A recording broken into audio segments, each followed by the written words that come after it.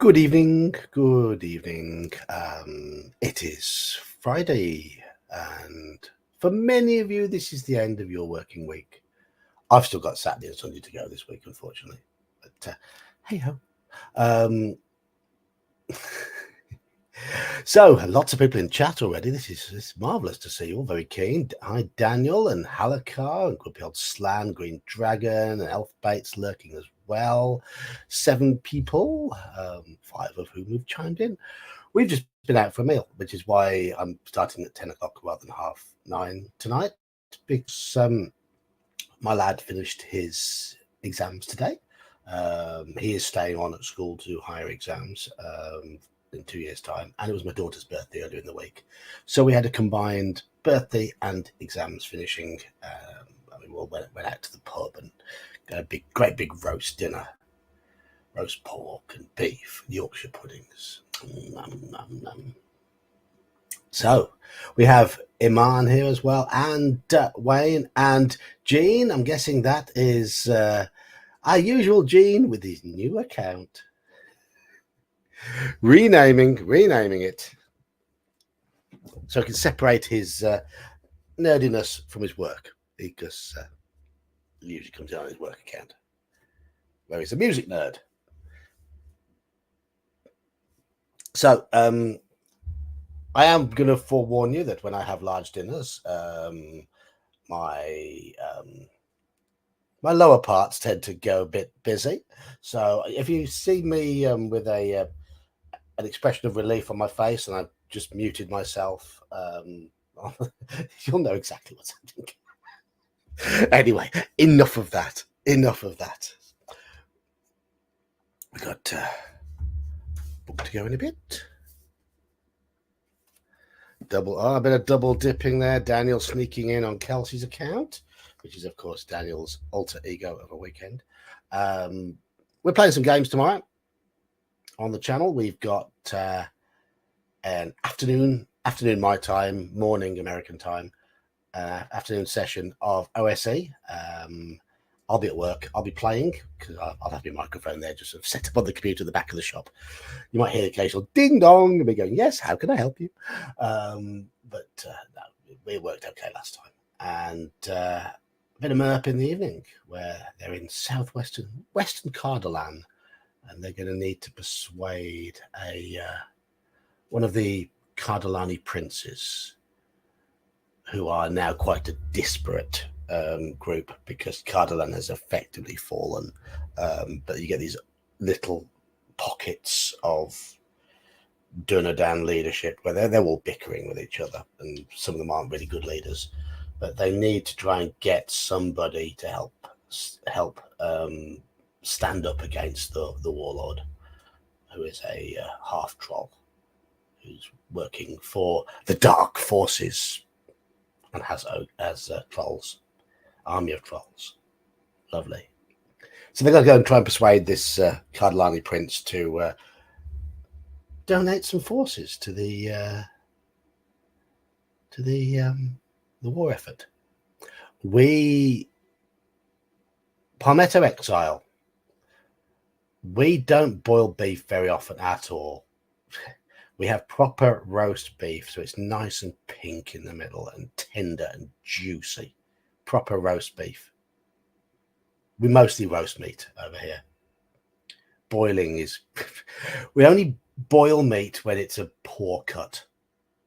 So if it's a cheap cut of meat, it might just be boiled for a few hours to pull the life out of it. But no, really. And to be honest, English food has got much better in recent years. You'd be surprised. When we were in the pub earlier, there was a group of, I wouldn't say elderly, but they I can't tell if it's American and Canadian accents, but they were certainly from across that side of the Atlantic, and they were there thoroughly enjoying their English roast dinner. So, yes, English food has got much better because we've incorporated a lot of other cuisines as well. I mean, what we think of, I love going out for an Indian meal, but I accept it's British Indian rather than authentic Indian because it's been adapted for our palates. But you get some fantastic Indian style meals, some great Chinese, but then basic British cuisine itself is actually not as bad as people make out. We do great roasts.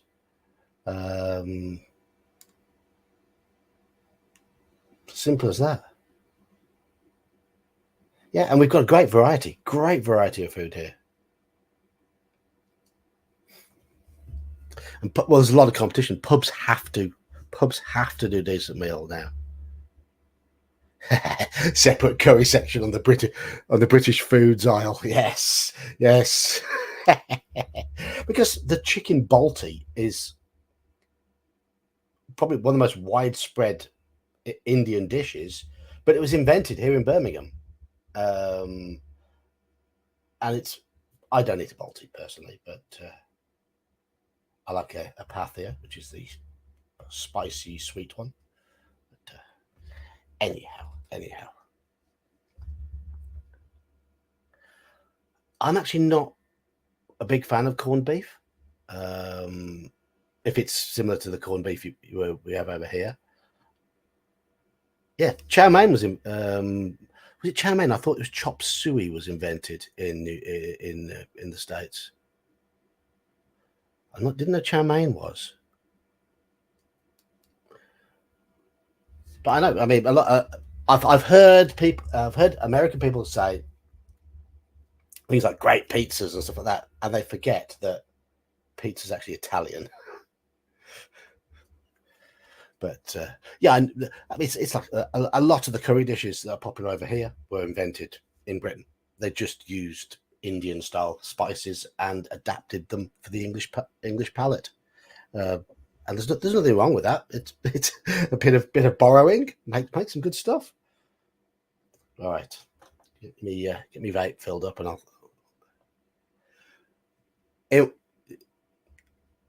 Gene, I'm guessing as you've lived in both countries, you would know, in what way does American Chinese differ from UK Chinese? Which is more Chinesey? There's the question.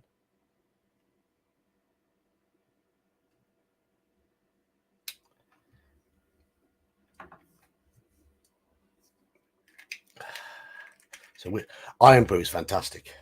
Iron Brew is a great drink. Big fan of Iron Brew. Used to be an advertising slogan over here, an advert on the telly, and it was doing a Scottish accent, and they would say it was made in Scotland from girders. Made in Scotland from girders. A table naan, yes. Table naan. I like a Peshwari naan. The ones with coconut and various other sweet bits on it. Some of your mum's authentic Pakistani cooking, marvelous. One of our suppliers at work, well, there's a couple of Pakistani guys who own the wholesaler that we visit most weeks, and the guy there brought in his wife's homemade biryani style curry, much less, not doused in sauce like we have them over here. It was just basically pieces of chicken cooked in with the rice and the various oils and whatever and the spices, and it was so good. It was, I couldn't imagine cooking it and it not turning out dry, but this wasn't. It was just absolutely superb. It was a proper Pakistan recipe because he's from the Pakistani part of Kashmir. So some people in India would say it's all Indian. Some people in Pakistan would say Kashmir is all Pakistani. I know it's disputed. It's disputed territory.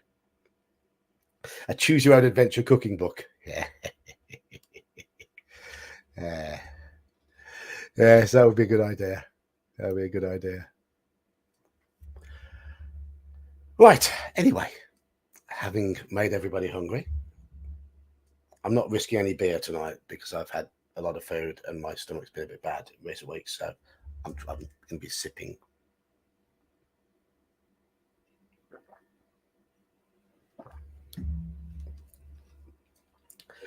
Okay.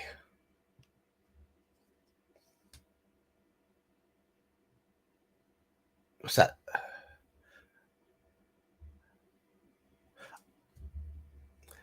I'm just going to let you all talk food. I'm just going to let you all talk food. You lot talk amongst yourselves. Talk food.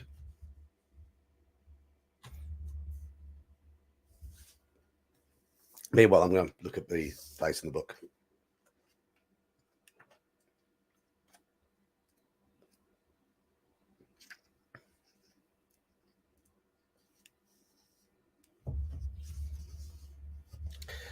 Well, you could argue that blood is vampire food.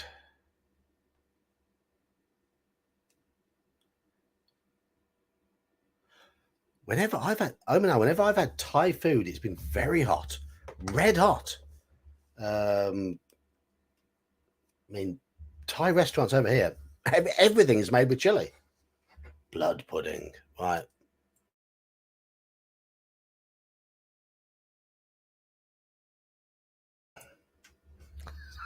I did forewarn you.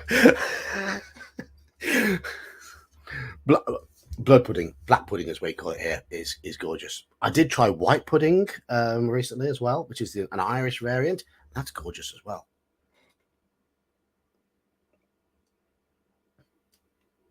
Anyway.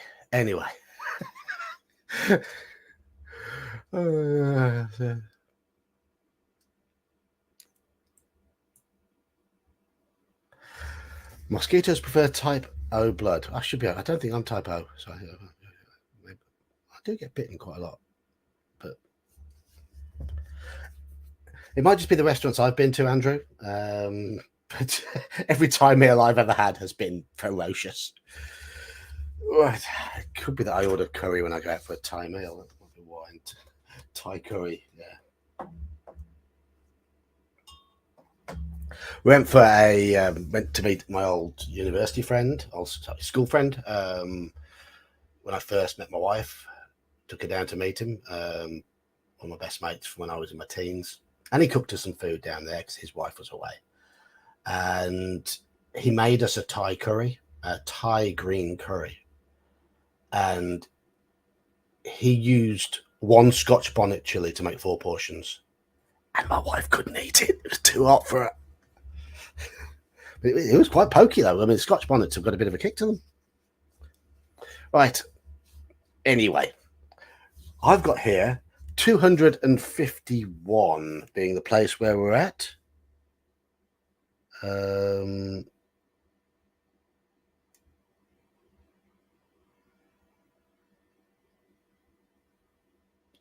251 or is it 257?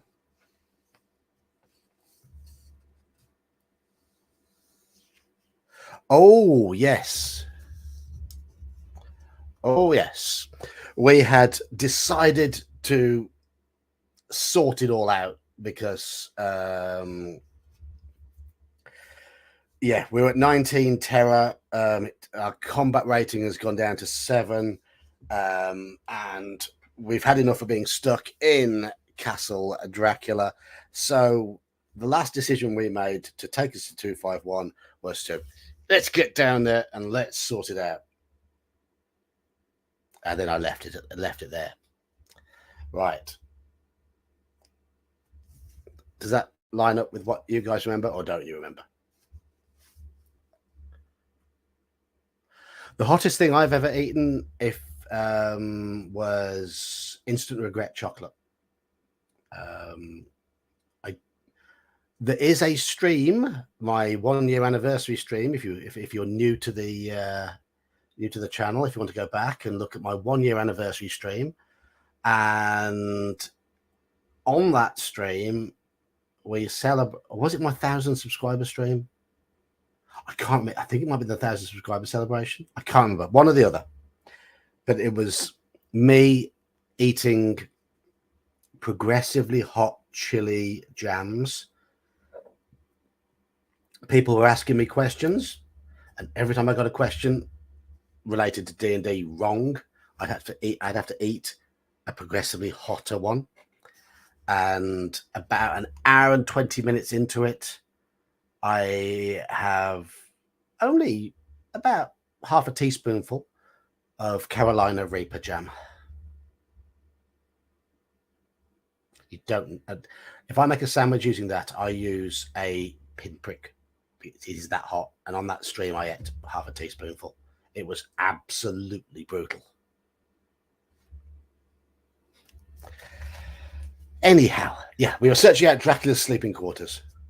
Scorpion Death chocolate is probably very, very similar to Instant Regret chocolate, because that was I had half a square, let it melt on my tongue.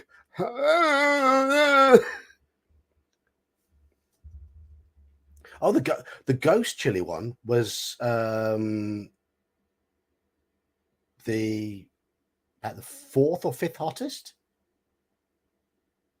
There was that was the thing. It went from a very basic sort of quite a mild one all the way into levels where half a teaspoonful would absolutely blow your head off. But yeah, the ghost ones are in the middle of that stream somewhere.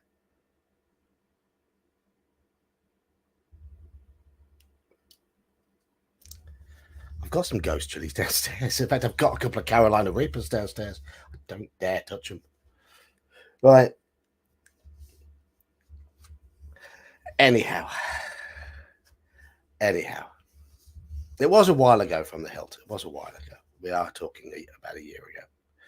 So we've gone down to try and sort out Dracula. And we're at 251. All this talking about food. We've lost 3 people from the stream already. I've never done a one chip challenge. Iman, I've not seen the chips you meant to have with those. You make a search of every. I'm going to take these off. Yes. You make a search of every inch of ground and even go down into the vaults, but find nothing there but fragments of old coffins and piles of dust. You turn your attention to the boxes filled with earth. Lying inside one of them on a pile of newly dug earth, it's the Count. You cannot tell whether he is dead or merely asleep, for his eyes are open and stony, but lacking the glassiness of death. His lips are as red as ever, but there is no sign of movement. You bend over him, searching for any sign of life, but there is no pulse, no breath, no beating of the heart. But then, as your eyes become accustomed to the gloom permeating the crypt, you notice something that fills your very soul with horror. For the Count looks as if his youth has been half restored to him. For the white of his hair has given way to iron grey, his cheeks are fuller, and on his lips you see gouts of fresh blood. Even the deep, burning eyes seem set amongst swollen flesh, for the lids and pouches underneath are bloated. It seems as if the vile creature is gorged with blood, and he lies inside the box like a filthy leech, exhausted by his feast. I need to find my pencil.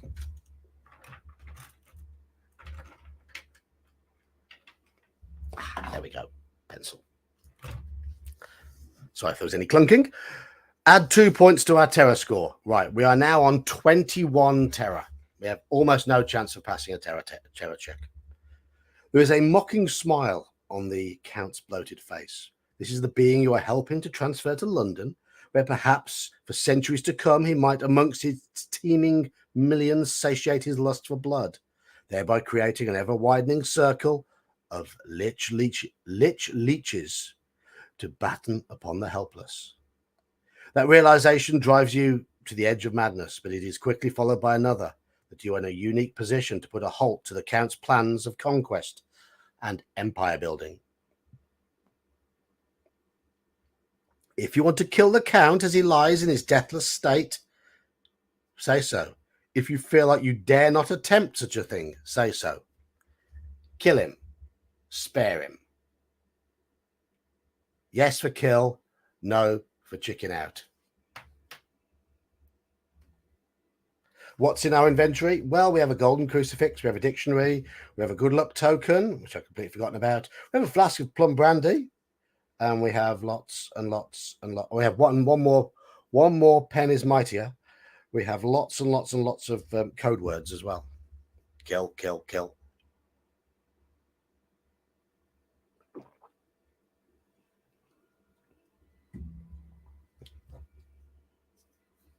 Stuff the dictionary in his mouth.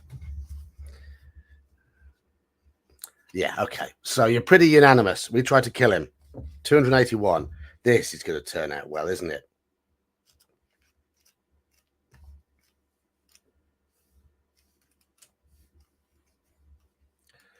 (281). There is no weapon to hand, so you seize one of the shovels the Shigani have been using to fill the boxes, and, lifting it high, prepare to strike the Count's head from his body. But as you do so, the head turns, and the eyes fall upon you, blazing with basilisk horror. Take a terror test.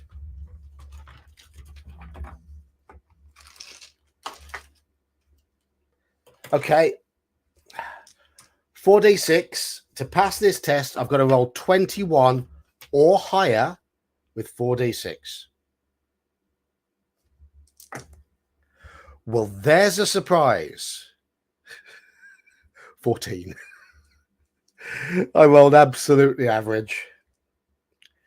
If you fail the test, turn to 342.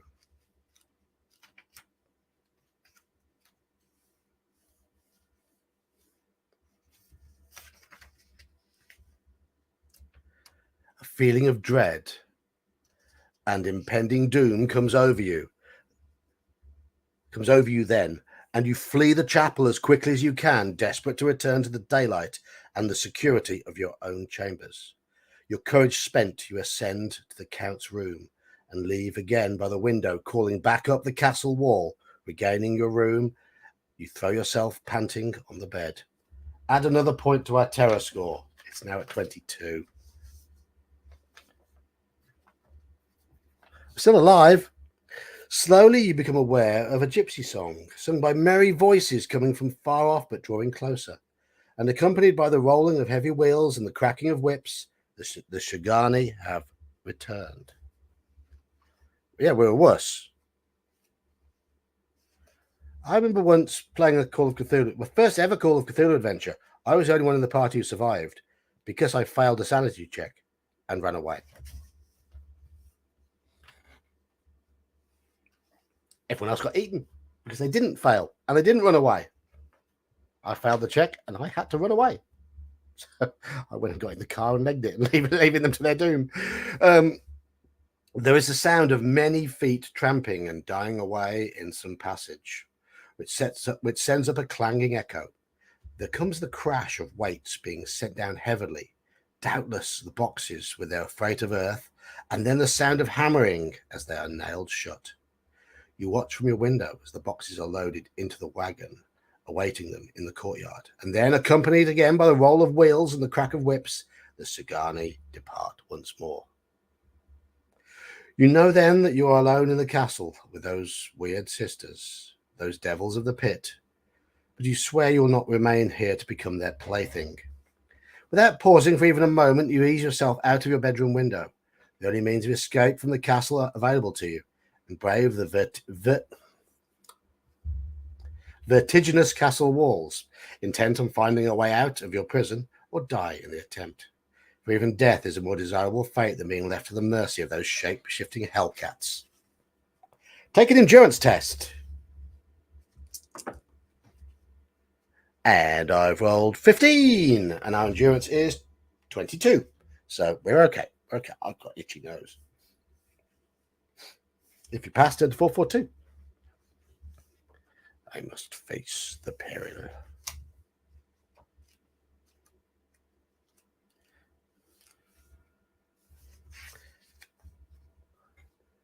As you negotiate the broken battlements of the ancient stronghold, the abyss of the gorge yawning beneath you, and the sun sinking lower and lower in the sky with startling alacrity, you round the corner of the castle only to find yourself at a dead end. The walled courtyard lies before you, but between you and it is a great cleft in the rock upon which the castle was raised. You have no choice but to jump for it. Vertiginous, I believe it must mean vertical. Take an agility test. Our agility's 9. Our agility's good. Yes, double 1. Yes.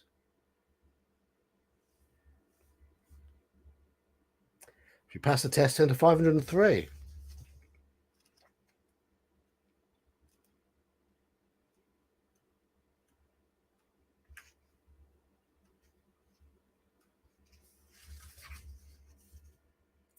You have made it. You land hard on the ragged battlements, grazing your knees, but you are safe. Lose 2 endurance points. That's okay, we've got lots. Pencil, there you are. But deduct 1 point from your terror score. Yes. I'm guessing that, vertigo inducing. No, there's no pigs or bulls below us. No. You descend to the courtyard floor, and from there pass beneath the great arched entrance and set out after the Shigani, down the steep path, heading for the valley far below. We're running away. Run! Is it going to give us an opportunity to switch characters soon?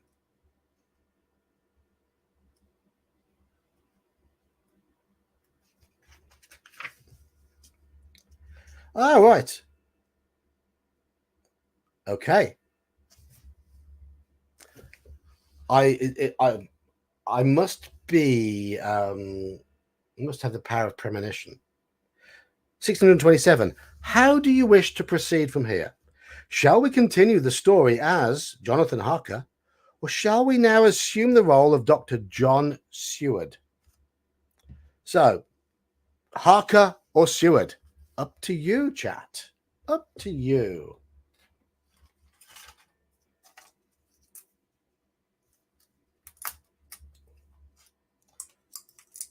I've just got to take a tablet. Just bear with me.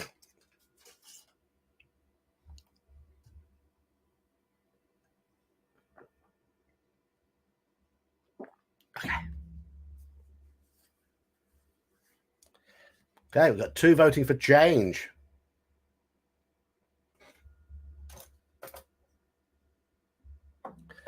How does this all work? Right. Basically, from the hilt, have you played any fighting fantasy type books? Choose your own adventure type books. It's one of those, but it's a more complicated one in that it's an adaptation of Dracula, and there are 3 good characters you can pick to play, and you can switch between the 2 at various points. It's 2.5 times the size of a normal fighting fantasy book, which gives you an idea of how much we've got to get through.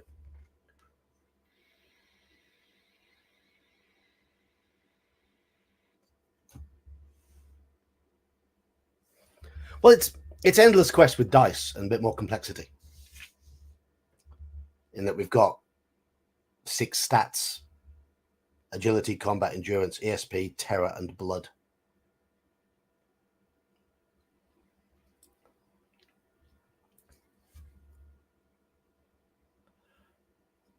I don't know. I don't know how the death thing in here works. I believe you can go back to the beginning and start as one of the others. The writing quality is high, is good, but as people have said, he has lifted quite a lot straight from Dracula.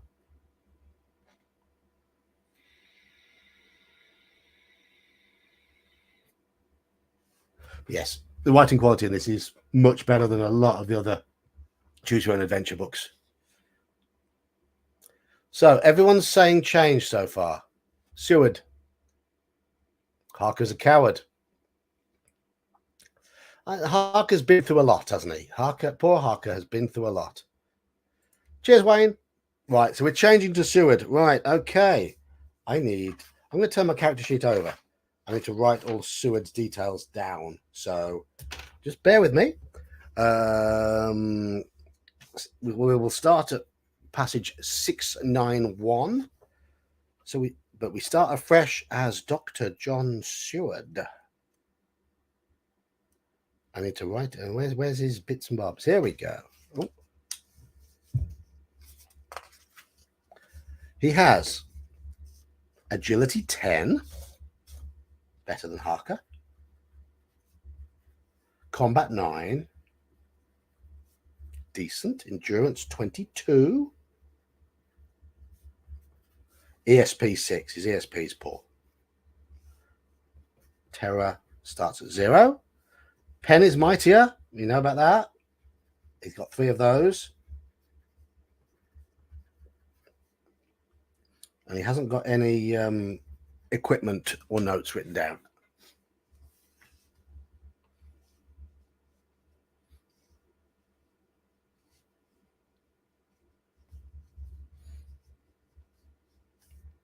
Okay. 691. This, I mean, the quality of this makes me want to revisit the fighting fantasy books that Jonathan Green did to see how well he did in that series. We did briefly play one of his, and I remember it wasn't all that great, but we might not have given it much of a chance. So I think we might have died quite quickly. I've got 2 of the books that he wrote. Okay.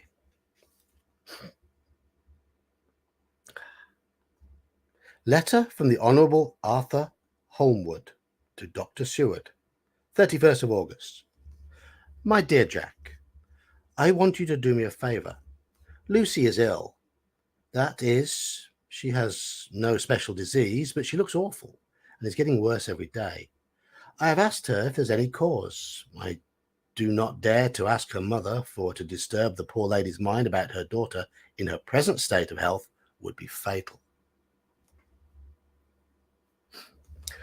I am sure that there is something preying on my dear girl's mind. I'm almost distracted when I think of her. To look at her gives me a pang. I told her I would ask you to see her. It will be a painful task for you, I know, old friend, but it is for her sake, and I must not hesitate to ask or you to act. You are to come to lunch at Hillingham tomorrow, 2 o'clock, so as not to arouse any suspicion in Mrs. Westenra. I am filled with anxiety and want to consult with you alone as soon as I can, but I've been summoned to see my father, who is worse. Do not fail. And it is signed Arthur. Then it says, turn to 653.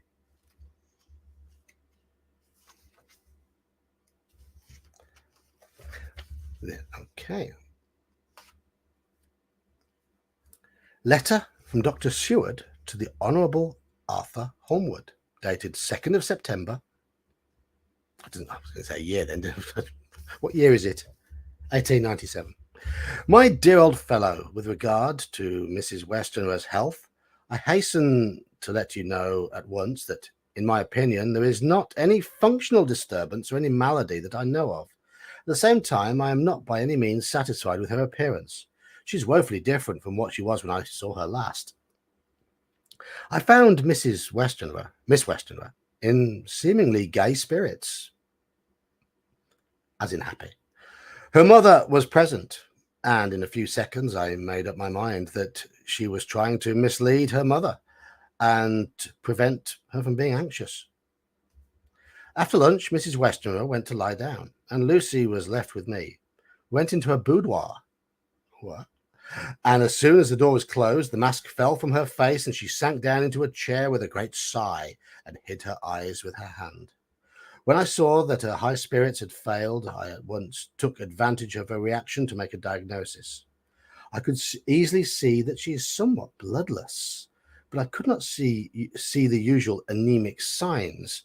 And by chance, I was actually able to test the quality of her blood for an opening in a window which is stiff. For in opening a window which was stiff, she cut her hand slightly with a broken glass. It was a slight matter in itself, but I secured a few drops of the blood and I have analyzed them. The analysis shows that Lucy is in a vigorous state of health. In other physical matters, I was quite satisfied that there was no need for anxiety. But as there must be a cause somewhere, I have come to the conclusion that it must be something mental. She complains of difficulty in breathing satisfactorily at times, and of heavy lethargic sleep, with dreams that frighten her, but regarding which she can remember nothing. She says that as a child she used to walk in her sleep, and that when in Whitby the habit came back, and that once she walked out in the night and went to East Cliff, where Miss Murray found her, but she assures me that of late the habit has not returned. I am in doubt, and so have done the best thing I know of. I have written to my old friend and master, Professor von Helsing of Amsterdam, who knows as much about obscure diseases as anyone in the world. He is a philosopher and a metaphysician, and one of the most advanced scientists of his day, and he has, I believe, an absolutely open mind. I have asked him to come at once. We shall visit Miss Westenra together. Yours always, John Seward. A bit of introduction, I think. So turn to 340 now. This is like a gradual introduction of Seward into the plot. Right. I can see after this next lengthy one, we do have a decision to make. You meet Professor Van Helsing at the station the next day, and from there take a hansom to Hillingham, Lucy's home in Hampstead. During the journey, you tell your mentor that Lucy's fiancé Arthur has placed his absolute trust in you. You must tell him what you think, the older man says, steepling his fingers before his face. For this is a matter of life and death, maybe more. What do you mean, Professor? You challenge him, but he will not give you any further clue, merely tapping his nose with a finger. Upon reaching Hillingham, you find Lucy in the conservatory, and cannot hide your delight at finding her more cheerful than on the day you first assessed her. She certainly looks better, having lost something of the ghastly aspect that so upset you before. Her breathing is normal as well.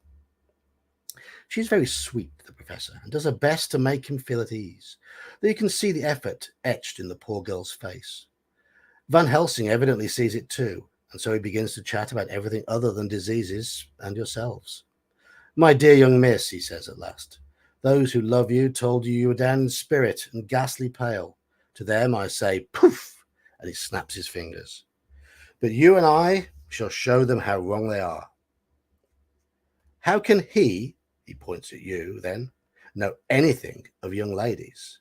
He has his madmen to play with. Van Helsing sends you out into the garden so that he can talk with Lucy in private. Presently he comes to the window and calls you in again, but his expression is worryingly grave. I have made careful examination, he says, but there is no functional cause. I agree that there has been much blood lost, but her condition is in no way anemic, and yet there is cause. There is always cause for everything. I must go back home and think. You must send me a telegram every day, and if there be cause, I shall come again. The disease, for not to be well is a disease, interests me, and the young miss interests me too. He will not be drawn further on the matter, even when the two of you are alone again in the carriage on the way back to the London docks. Once the two of you have parted company, you write to Arthur, as you promised you would, relating all that happened during the professor's visit. But the professor's words regarding your duty to your patients makes you feel guilty for neglecting Renfield and the rest. So, here we go. We have a decision to make. How will you spend the day tomorrow? With Miss Lucy or back in Purfleet at your asylum? So do we go and visit Miss Lucy, or do we go back to the asylum where we work? Up to you, chaps. I think it's all chaps tonight. Are there any chapesses about? They'll now prove me wrong.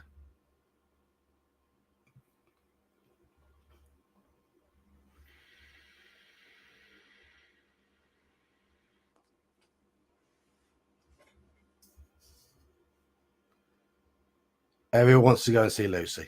Okay. Thief Keith says work.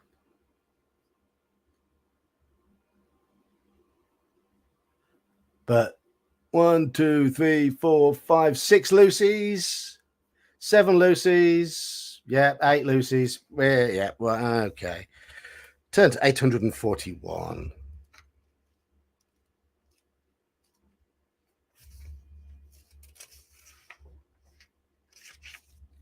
Dr. Seward's diary, kept in phonograph, 4th of September.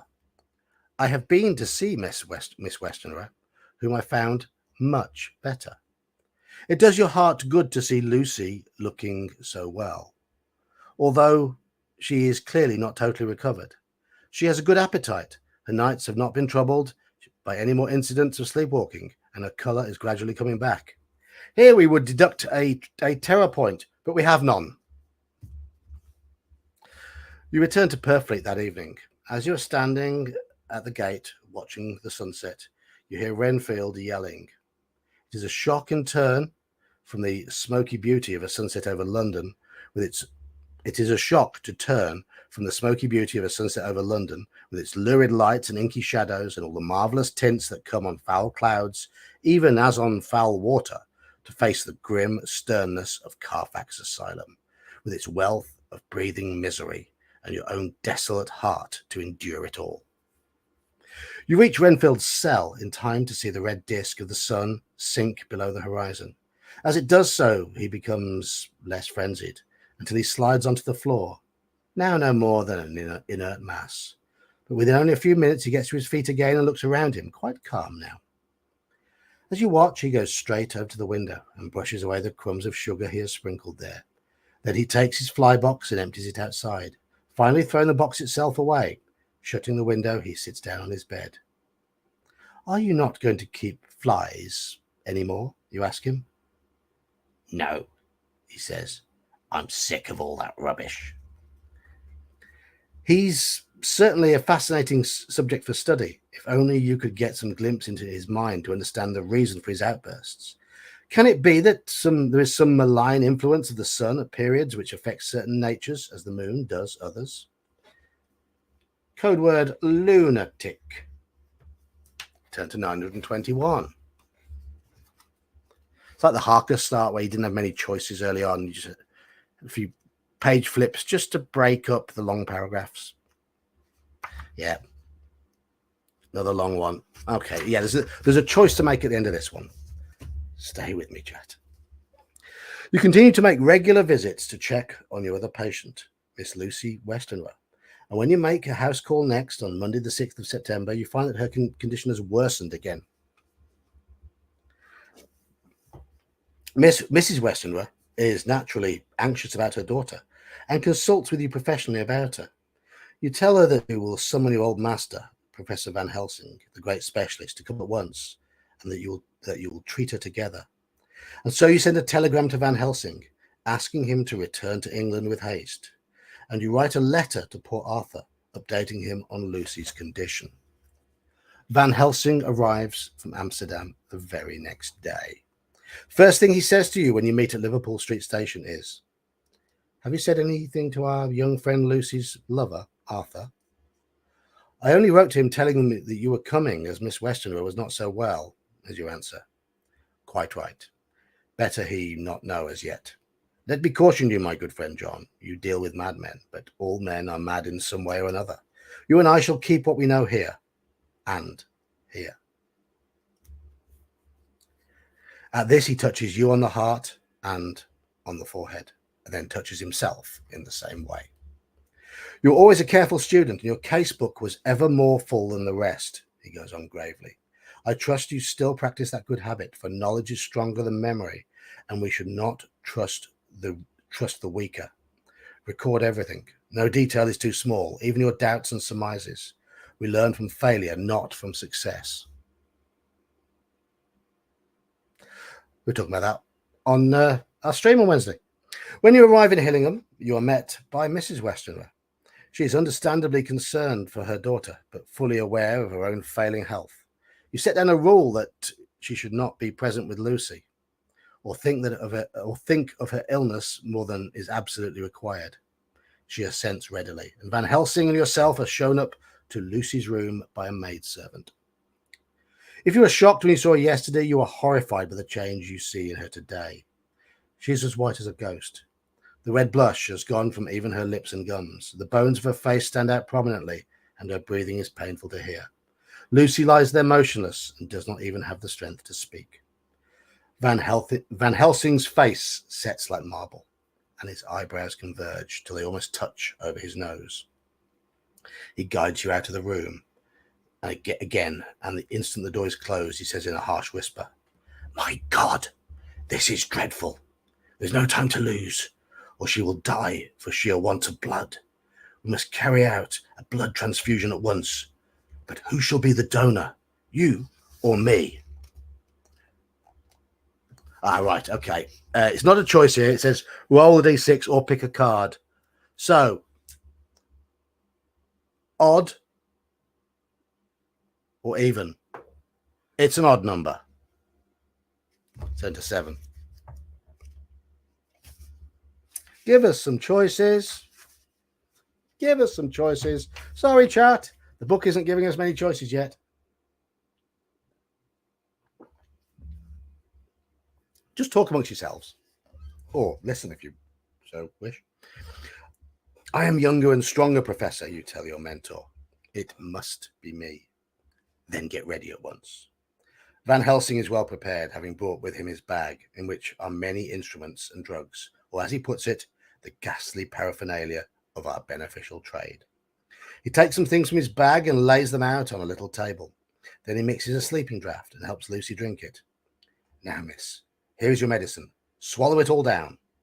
She passes into unconsciousness, and he works swiftly with absolute method to perform the operation. The pain and discomfort you must put up with are nothing compared to the joy you feel at seeing the colour start to return to Lucy's cheeks, even as you start to feel dizzy from blood loss yourself. The professor stands, with watch in hand, and with his eyes fixed now on Lucy, then on you, shifting back and forth between the two of you. Your eyes half closed, you are dimly aware of someone else entering the room. It takes you a moment to realise it is Arthur, come down from Ring to see how Lucy is for himself, having received your letter and read between the lines, fearing the worst. Presently you hear Van Helsing say in a soft voice, "It is enough. You attend to your friend, Mr. Holmwood. I will look to her."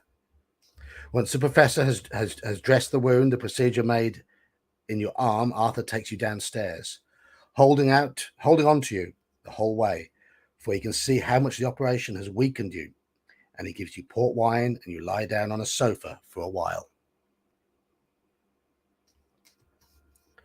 The lightheadedness you feel soon passes, and you start to feel a little more like yourself, but the transfusion has taken its toll.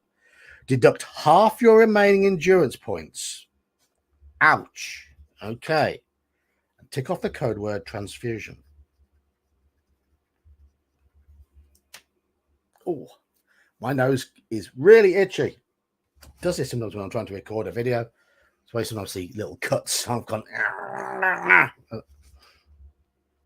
Arthur tells you that he must return to his ailing father, but asks you to keep him informed as ever of any developments regarding his beloved. And you promise you shall, for she is your beloved too. Oh, naughty, naughty.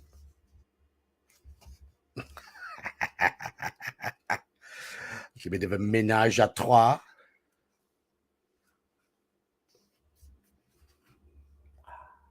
Yet another move to a page-long thing with no choice at the end. When Arthur has gone, you return to Lucy's room and find her sleeping gently, her breathing already stronger. Van Helsing sits at her bedside, looking at her intently. You notice that the narrow black band Lucy always wears around her throat, fastened with an old diamond buckle given to her by Arthur, has been dragged up a little, revealing an unpleasant red mark on her throat. What do you make of it? Van Helsing asks, encouraging you to take a closer look. Just over the external jugular vein there are 2 puncture marks, not large, but not wholesome looking either. There is no sign of disease, but the edges of the holes are white and appear worn, almost reminding you of something that has been gnawed at.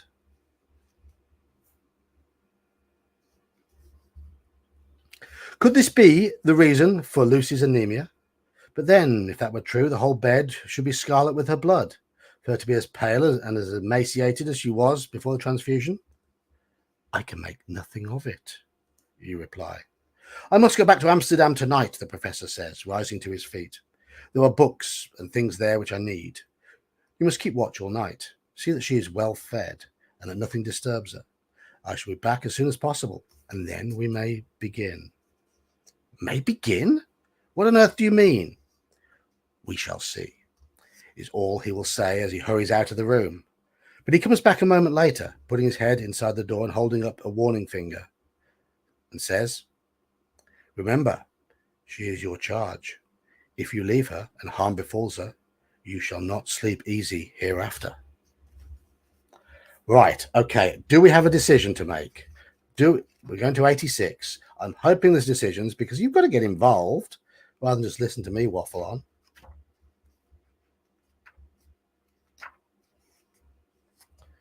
Yes, there is a choice at the end of this one. Hey, celebrate. Dr. Seward's diary, kept in phonograph, 8th of September. I sat up all night with Lucy. The opiate worked itself off towards dusk, and she waked naturally. When she wakes, Lucy looks like a different person from the emaciated husk of a human being she had been before she received the blood transfusion. Her spirits have lifted, and she's full of a happy vivacity.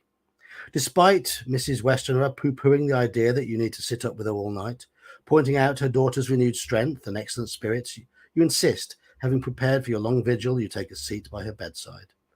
But soon it becomes apparent that Lucy does not want to sleep, and so you ask her why she would not want to, when it is a boon everyone craves. All this weakness comes to me when I sleep, until I dread the very thought of it, she explains. But my dear girl, you may sleep tonight, you tell her. I'm here watching you, and I can promise that nothing will happen. On top of that, I promise that if I see any evidence of bad dreams, I will wake you at once. Upon hearing that, she gives a deep sigh of relief and sinks back onto her pillow. She is soon fast asleep. You watch her all night long. She never stirs, but enjoys a deep, tranquil, life-giving sleep. There is a smile on her face that you take as evidence that no bad dreams disturb her peace of mind this night. In the morning, you leave her in the care of the maid and return home, and your work at Carfax Asylum takes you all day to clear. But that night, you return to Hillingham to keep watch at Lucy's bedside again. When duty falls on you for a third night, you quail at the thought, for you're about to feel the numbness that marks cerebral exhaustion. Upon reaching Hillingham, you find Lucy up and in good spirits. Looking at you sharply, she says, No sitting up tonight for you. You are worn out, and I'm quite well again. Indeed, if there is to be any sitting up, it is I who will sit up for you. Right, here we go. Here's a choice. Will you insist on maintaining your nighttime vigil, or will you give in to tiredness at Lucy's insistence? So do we stay up or do we go to sleep? Just got to wipe my eyes.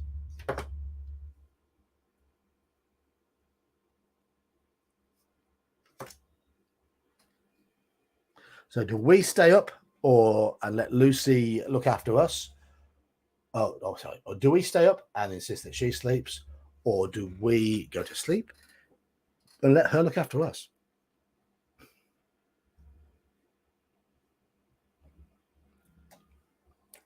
What happens in the book?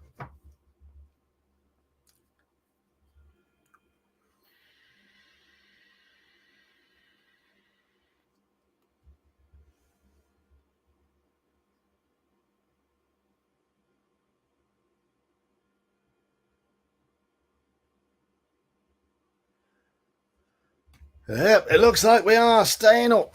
We're staying up. 10 to 101.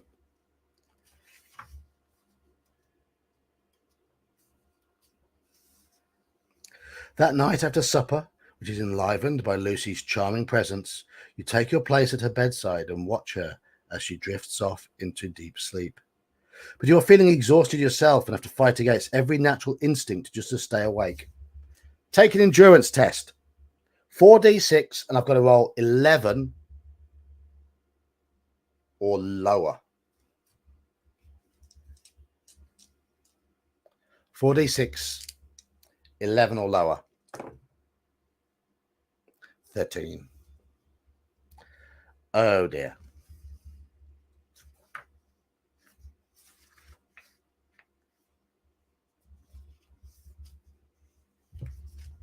Oh, no, we're okay. We're okay. For Lucy would do anything. For Lucy, you would do anything, and staying up for a third night in a row is but a trifle to ensure her continued well-being. But it still takes its toll on your weary mind. Deduct 1 point from your combat score. Okay.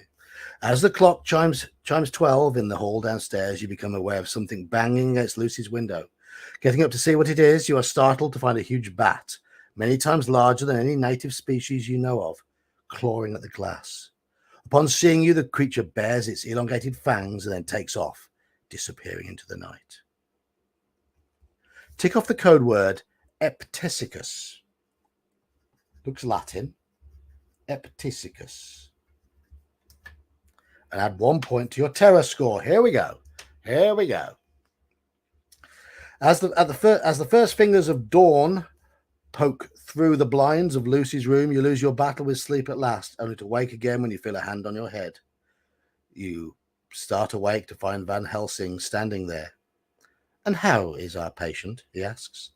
Lucy is sleeping soundly, and her cheeks are tinged with a subtle bloom of rose. We haven't got a shotgun. We haven't, no shotgun. Oh, excuse me. Nose, stop itching. Still a lot more reading.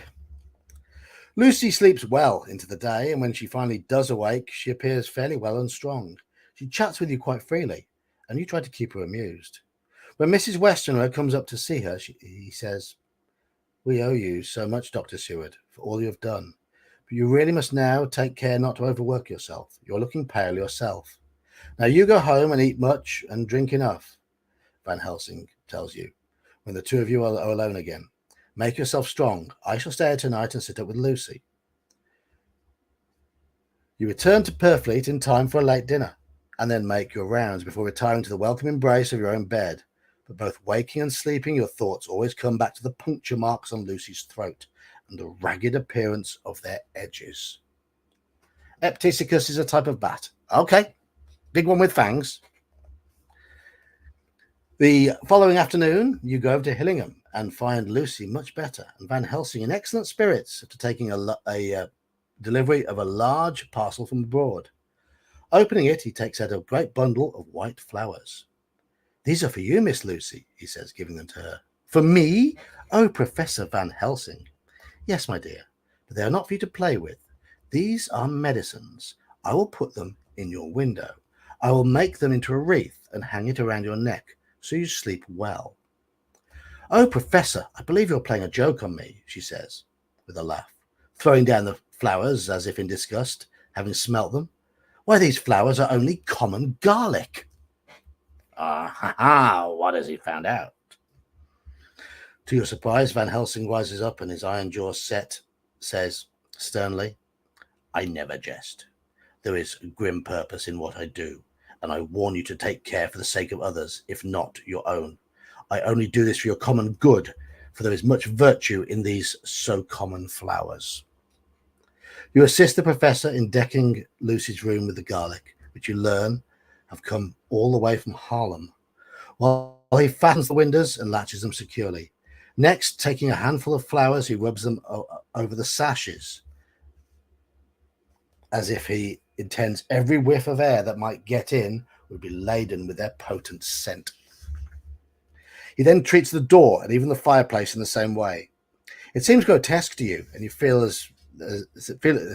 you must say something. "Professor, I know you always have reason for everything you do, but it seems to me that you are working some spell to keep out an evil spirit." "Perhaps I am," comes his quick reply. When Lucy is ready for bed, he flexes a wreath of garlic around her neck, telling her, "Take care not to disturb it.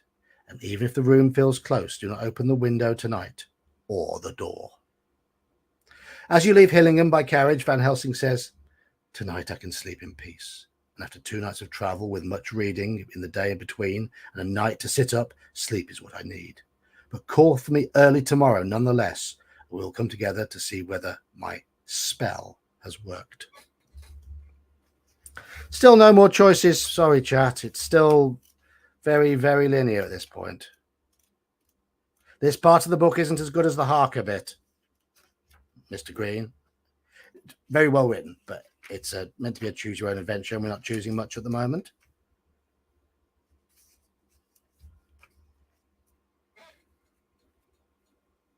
He did indeed cast a smell.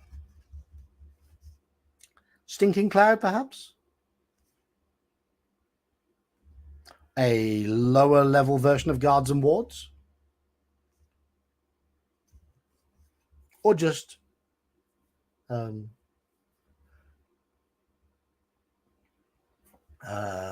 protection from undead. Choose to keep reading. Yes, yes, keep reading. Keep reading. Dr. Seward's diary, kept in phonograph, 13th of September. There was a choice at the end of this one. Called at the Berkeley and found Van Helsing, as usual, on time. The pair of you, student and mentor, arrive at Hillingham at 8 o'clock. It is lovely morning, and the bright sunshine and all the fresh feeling of autumn seem like the completion of a nature's annual work. As one of the family's maidservants admits you to the house, you meet Mrs. Westenra coming out of the morning room. She greets you warmly with the words, "You will be glad to know that Lucy is better. The dear child is still asleep. I looked in on her, but did not go in, so as not to disturb her."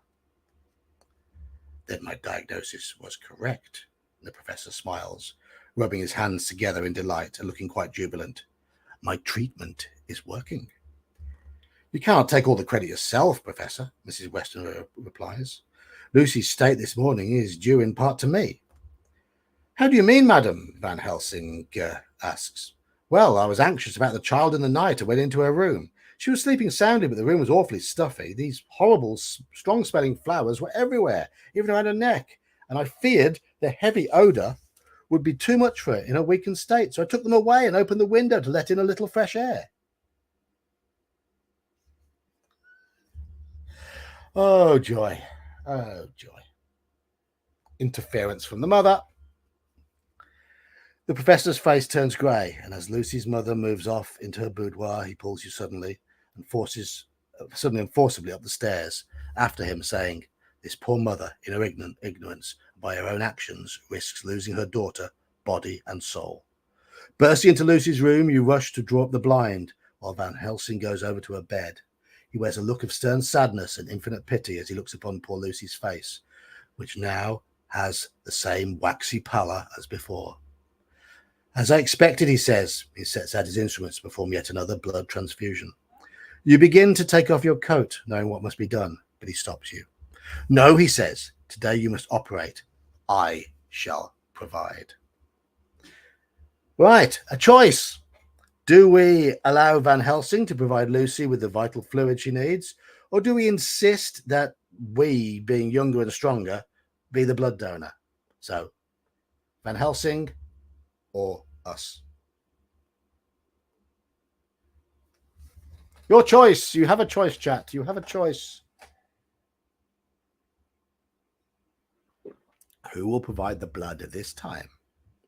Van Helsing or us? We did lose half our endurance last time. Yes, we've got 11 endurance left.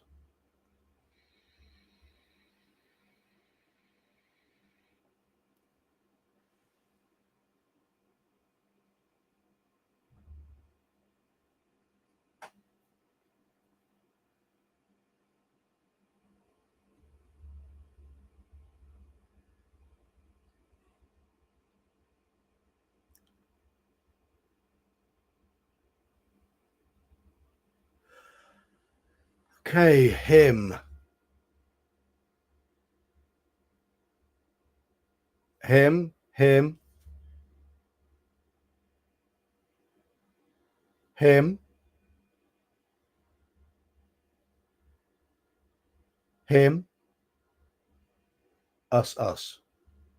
5 hymns to us. 3 non-voted so far. So we can't overtake him. 387. Ooh, spooky picture.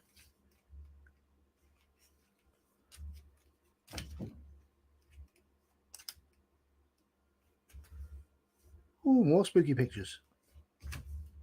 Not for our eyes yet.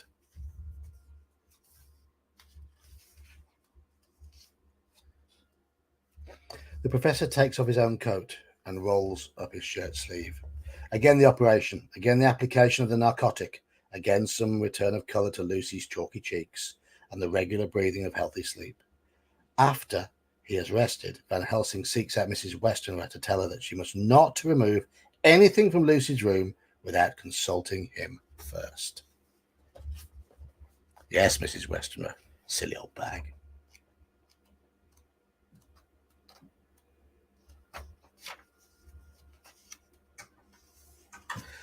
Van Helsing tells you that he will watch over Lucy both this night and the next, and will send you word when he needs you to come.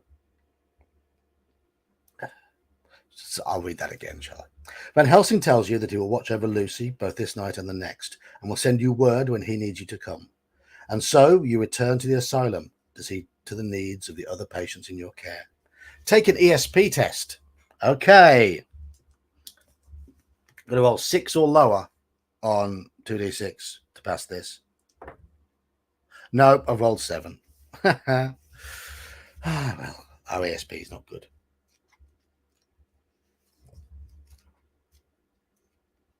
Oh, ooh, wow. Lovely picture, that one.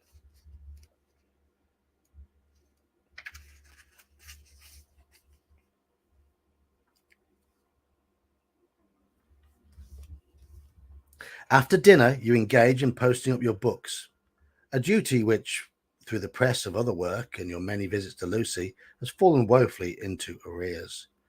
It is as you are occupied in this task that suddenly somebody bursts into your study. Turning, you are surprised to see Mr. Renfield making straight for you, a dinner knife in his hand. Mr. Renfield.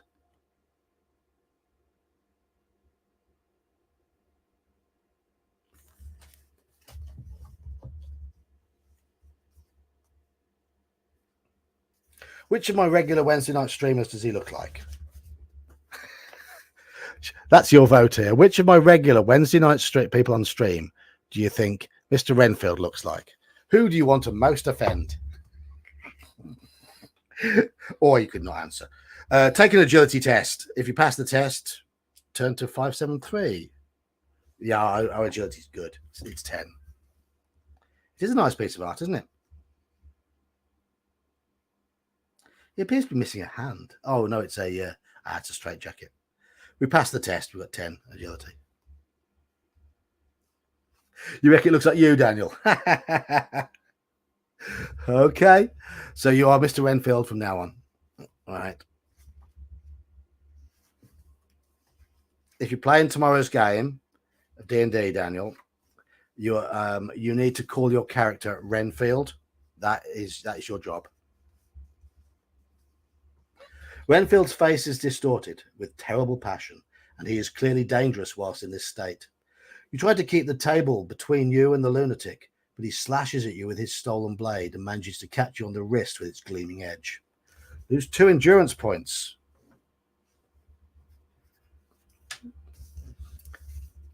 $633. Do we have to fight Renfield now? Screaming, "The blood is the life, the blood is the life," like a man possessed, Renfield goes for you. Do we want to use the pen is mightier now? Yes or no? All right, Daniel. Cheers. Thank you. Shall we use the pen is mightier at this point? This is up to you, chat. We've got 3 uses with this character.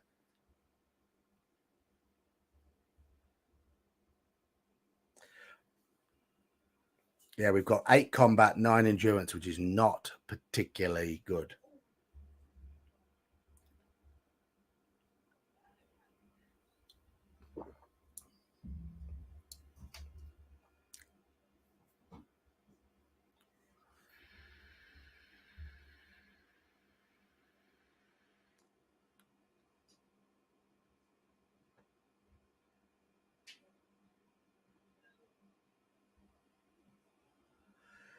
Yeah, we've lost a point of combat and we've lost 13 points of endurance so far. This hammered our endurance. Pen it is. Okay. Look, everyone's saying pen. Use the pen is mightier. Cross off one use. Yes. Turn to 662.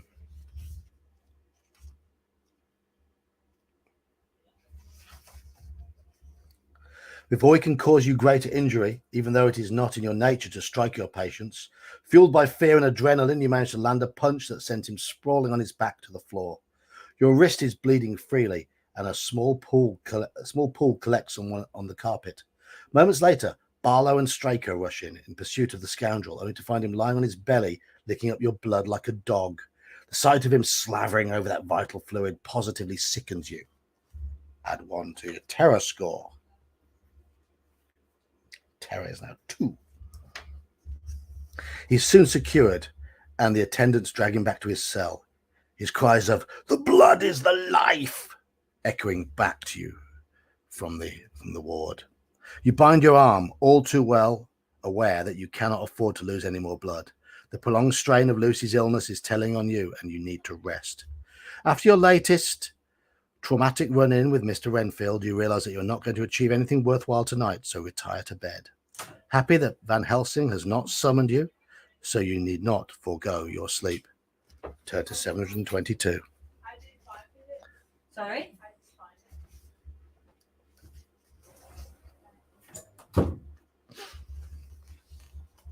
More long reading. Telegram Van Helsing. When it starts with one of these, we get to recover some endurance if we've lost any, and we have. Hold on, just got eyes watering. Okay. Telegram Van Helsing, Antwerp to Seward, Carfax, 17th of September. Do not fail to be at Hillingham tonight. If not watching all the time, frequently visit and see that flowers are as placed. Very important. Do not fail. Shall be with you as soon as possible after arrival. You cannot believe it. Van Helsing's telegram arrives early on the morning of the 18th of September, a whole day late. The professor's dire warning fills you with dismay, for you know by bitter experience what may occur in the course of an entire night, a night that has been lost because of the late arrival of his telegram. Of course, it is possible that all may be well, but you find yourself fixating on what you fear may have happened. You feel that there is some dreadful doom hanging over your endeavours, that every possible accident seems to thwart your efforts to keep Lucy alive at every turn. You set off immediately, boarding the first train to London, and even you, a man of science, praying that nothing has befallen Lucy during the night. You drive at once to Hillingham, and, keeping your cab at the gate, head up to the avenue alone. Ascending the steps to the front door, you knock gently and ring as quietly as possible, hoping to only bring a housemaid to the door. When there is no response, you knock and ring again, but still there is no answer. Cursing the laziness of the servants, you ring and knock a third time, more impatiently, but without receiving a response. A creeping dread steals into your heart. Is this desolation another link in the chain of doom that seems to be drawing tight around you? Is it a house of death to which you have come too late? Knowing that minutes, even seconds of delay might lead to hours of danger for Lucy, you circle the house, searching for another way in. But you can find no other means of ingress. Every window and door on the ground floor is fastened and locked. Baffled, you return to the front porch.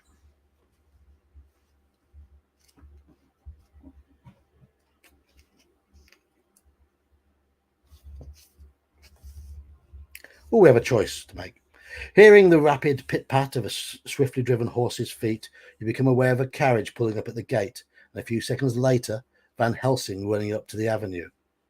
Have you only just arrived? Are we too late? Did you not get my telegram? You answer as quickly and as coherently as you can, explaining that you've been able to make anyone in the house hear you. Raising his hat solemnly, the professor says, Then I fear we are too late. Come, if there be no way open to get in, then we must make one. At the back of the house, you find a kitchen window. The professor produces a surgical saw from his bag and, handing it to you, directs you to attack the iron bars that guard it. Having cut through 3 of them, Van Helsing uses a long, thin knife to push back the fastening of the sashes. In this way, you open the window and make your way inside, followed by the professor. Do you want to search the ground floor of the house first, or should we go straight upstairs to Lucy's room? Ground floor or Lucy's room? So there's a choice, chat. Ground floor or Lucy's room?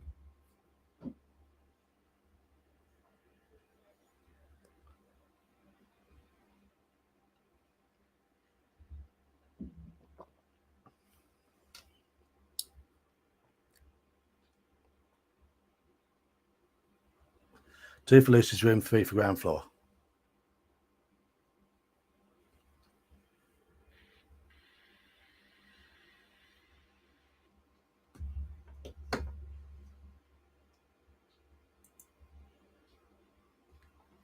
Three for Lucy's room, four for ground floor.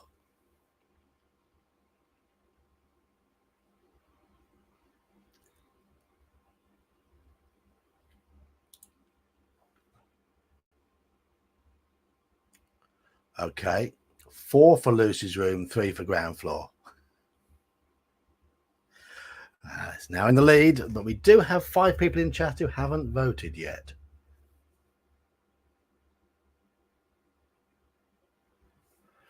Anybody else voting?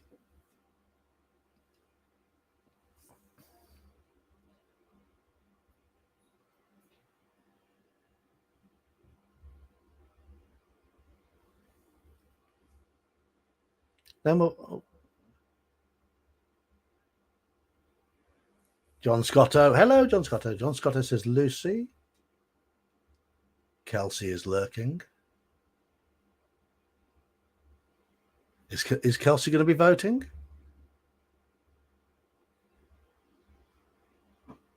Maybe she's not.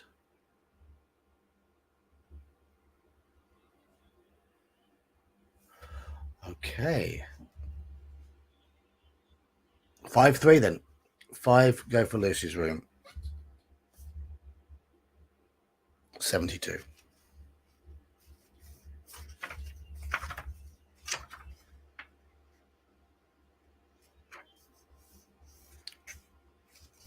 Another long one.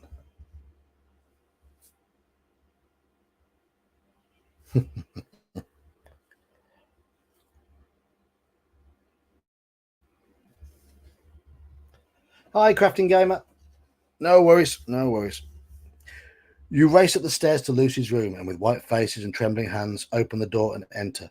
On the bed lie 2 women, Lucy and her mother.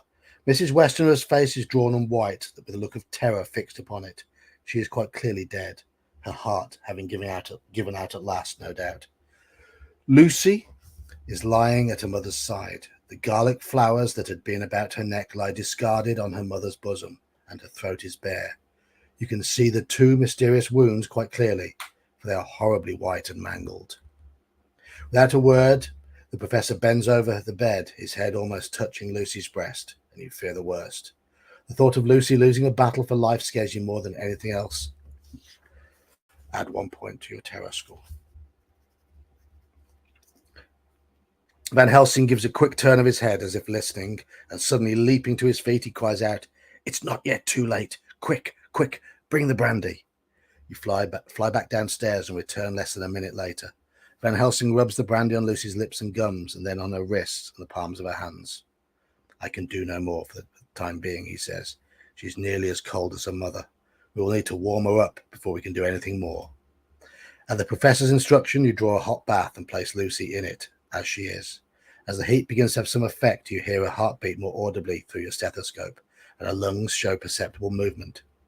"She must have another transfusion of blood," Van Helsing snaps, "and soon. But you and I are both exhausted. Who is left to open his veins for her now?" "Will my blood do?" comes a voice from the threshold of the bathroom. "Quincy Morris," you cry in joy and relief upon seeing Arthur's American friend, who was once a suitor for Miss Lucy's affections, like yourself. "What brings you here?" "I guess art is the cause," he replies, handing you a telegram. "Have not heard from Seward for 3 days and am terribly anxious. Cannot leave. Father still in same condition. Send me word how Lucy is. Do not lay. Do not delay. Signed, Holmwood. I think I came just in the nick of time. Just tell me what to do. Van Helsing strides forward and, taking his hand, looks him straight in the eyes. A brave man's blood is the best thing on this earth when a woman is in trouble. The devil may work against us, but for all his worth, but God sends us men when we need them. Turn to 112.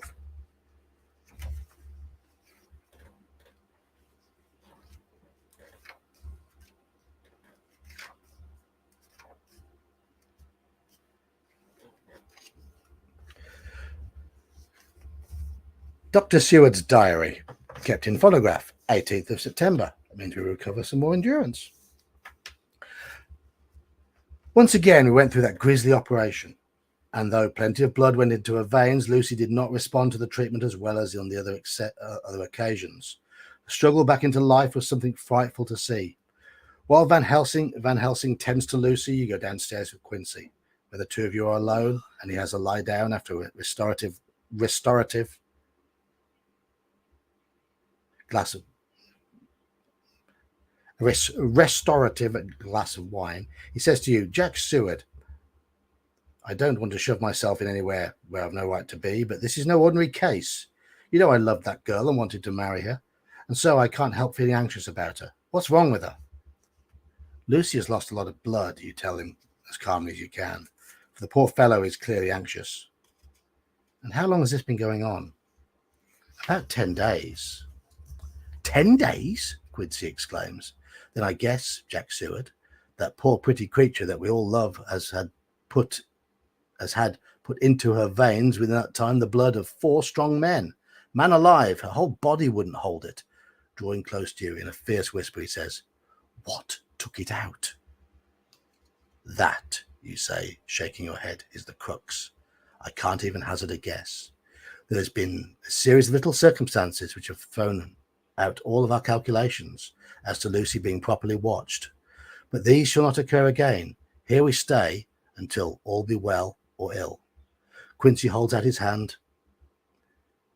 Count me in. You and the Dutchman will tell me what to do, and I'll do it. When Lucy wakes later that afternoon, her eyes light upon Van Helsing and then on you, and she is gladdened. But then, as she looks around the room and realizes where she is, she shudders and gives a cry of grief, throwing her poor thin hands in front of her pallid face, and between great racking sobs cries out for her mother, while you all do your best to comfort her. Still very linear. Still very, very linear.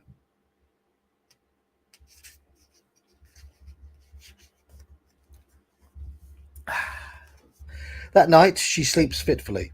You and the professor take turns to watch over her, never leaving her unattended for even a moment, while Quincy Morris patrols the house and its grounds in case Lucy's attacker should return. When daylight comes at last, Lucy barely even reacts to it and spends much of the day dozing. You watch her as she sleeps, and her mouth open, you notice that her gums are pale and drawn back from her teeth, which you are sure look longer and sharper than is natural. When she wakes in the afternoon, she asks for Arthur, and you telegraph for him to come at once, while Quincy goes off to meet him at the station. When her betrothed arrives, it's almost 6 o'clock, and the sun is setting. When he realizes how desperate the situation is, he's choked with emotion, and none of you find yourselves able to say anything. Arthur's presence causes Lucy to rally a little, and she speaks to him more brightly than she has to anyone else since you arrived after she was attacked. However, you fear that tomorrow will see an end to your watching. And maybe I'll see the beginning of some choices. Sorry, chat. Oh, we have a test to do here. I do apologise about my nose itching so much. It can't be too pleasant watching me pick my nose. Dr. Seward's diary, kept in phonograph, 20th of September. We've got more endurance back. Only resolution and habit can let me make an entry tonight. I am too miserable, too low-spirited, too sick of the world and all in it. At 1 o'clock in the morning, you take over from Van Helsing and continue to sit with Lucy while the professor and Arthur get some much-needed rest. At 6 o'clock, Van Helsing comes to relieve you of your solemn duty. When he sees Lucy's face, he says to you in a sharp whisper, Draw up the blind, I want light. Then he bends down, and with his face almost touching Lucy's, he examines her carefully. Upon removing the garland of garlic flowers, he gives a cry. Mein Gott! The wounds on her throat have vanished. He turns to you, his face set and stern. She is dying. It will not be long now. Wake her beloved and let him come and see the last. We have promised him. When you return in a matter of minutes later with Arthur, Lucy opens her eyes and on seeing him whispers softly, Arthur, oh my love, I'm so glad you have come. Kiss me. Take an ESP test. We fail it. Persevering, yes, I'm still persevering. We've failed the test. 2, 1, 4. At least we had a test to do there. You draw closer as Arthur eagerly bends over to do her bidding, and it is then that you see the pale gums again and the pointed teeth as she opens her mouth. Your heart racing, you know you have to act fast. Take an agility test. Yeah, we've passed. Agility 10. 2, 3, 7. We're no good at ESP, we're good at agility.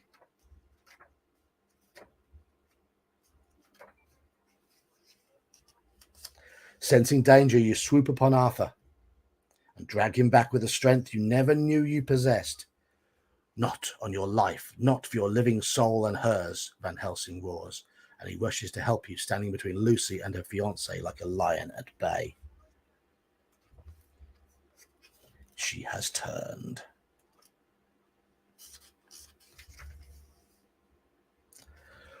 Oh, you know what? No, we do succeed a few rolls, Slan. It's just that we succeed agility rolls. It's ESP we keep failing. But that's no surprise because we start with low ESP and high agility. Lucy hisses like a serpent, baring her pronounced canines. Her face is contorted in a monstrous grimace, her eyes like hard bloodshot pebbles. A spasm of rage passes like a shadow across her face, and the sharp teeth clamp together. Then her eyes close and she collapses onto the bed in a dead faint. Only a matter of moments later she opens her eyes again, and you see that they've regained their former softness. She puts out a pale, thin hand, and Van Helsing takes it in his. Drawing his hand close to her, Lucy kisses it. My true friend, she says in a faint voice. My true friend and his. Please look after Arthur and give me peace. I swear, the professor says solemnly, and then he turns to Arthur. Come, take her hand in yours and kiss her on the forehead, but once. The lovers' eyes meet one last time, and in a look they say their farewells. Lucy's breathing becomes laboured, then all of a sudden she expels her last breath. It's over, Van Helsing says. She is dead. You take Arthur by the arm and lead him away into the drawing room, where he sits down, puts his face in his hands, and breaks down in tears. You return to Lucy's room and find Van Helsing staring at her, his face sterner than ever. Standing behind him, you say, she is at peace at last, and that is an end to it. He turns to you and says with grave solemnity, not so, alas. It is only the beginning.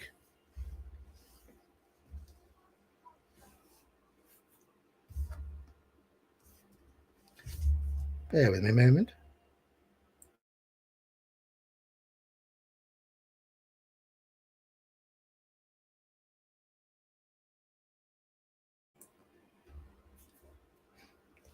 Turn to 339.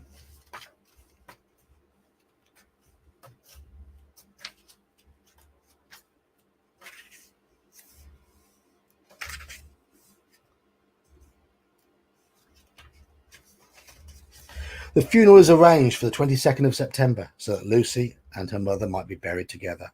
Because Arthur has to be back the day after that to attend his father's funeral, there is not time to notify everyone who might have liked to have been there to see Lucy off. And for the undertaker, after the undertaker has been, you go to look at what has been done for poor Lucy one last time. There's a mortuary air about the room in which Lucy and her mother are lying, festooned with tall wax candles. You are startled by her beauty. All her loveliness has come back to her in death. so that you can hardly believe you're looking at a corpse. The professor adds wild garlic blooms to the other flowers that have been put in the room and places a little gold crucifix over Lucy's mouth. And that is how she remains until the day of her internment, with Van Helsing patrolling the house, never out of sight of the room where poor Lucy lies in her coffin. Right, we do have a choice now. Do we continue as Dr. John Seward? Do we take over the role of Jonathan Harker once again? Or shall we switch over to Mina Harker? So, Seward, John, Jonathan, or Mina? That's your choice. The intro for Seward didn't have many choices in it. It was quite long. There's no option to play Helsing. Sorry.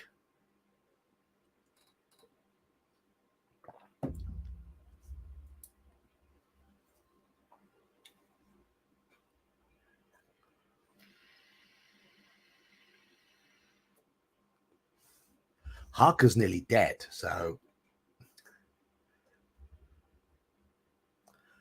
I don't think so. No. Let me check. Switching characters.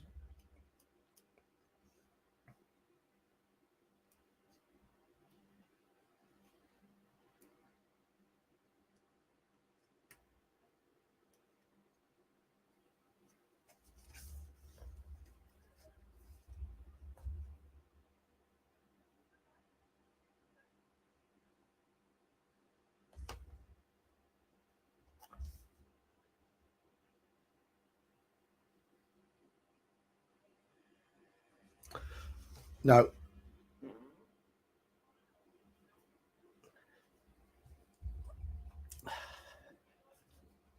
Mina is Harker's partner, his wife, I believe. The irony there from the hilt is I'm a John without an H. I'm actually a Jonathan. So my name is the same as Harker's.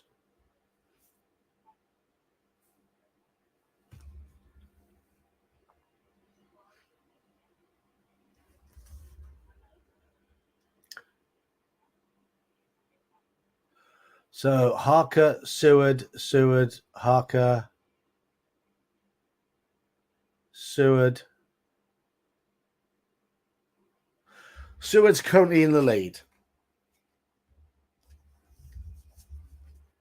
Mina may well lead to another long intro, which I don't fancy reading tonight. I do have to admit that.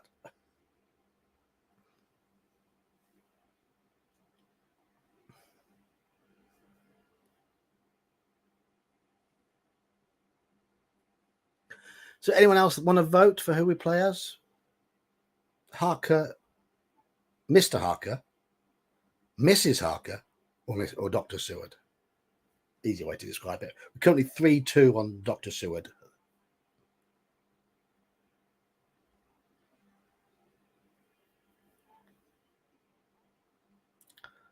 Okay, stay as Seward. 4-2 on Seward.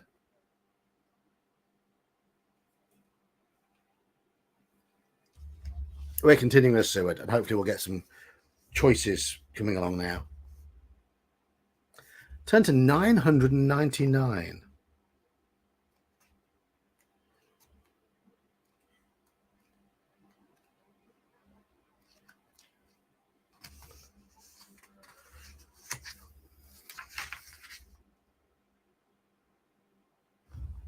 Okay. Right. What is the total blood score at the moment? 3. 941.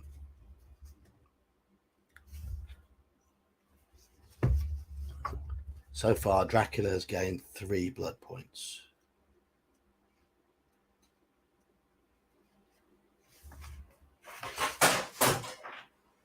Oops.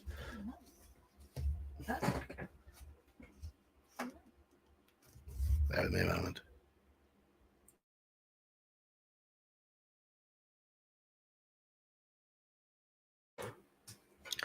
Okay. We are now fully healed as Seward. in terms of endurance. We're still down 1 combat point. Here we go again. The Westminster Gazette, 25th of September.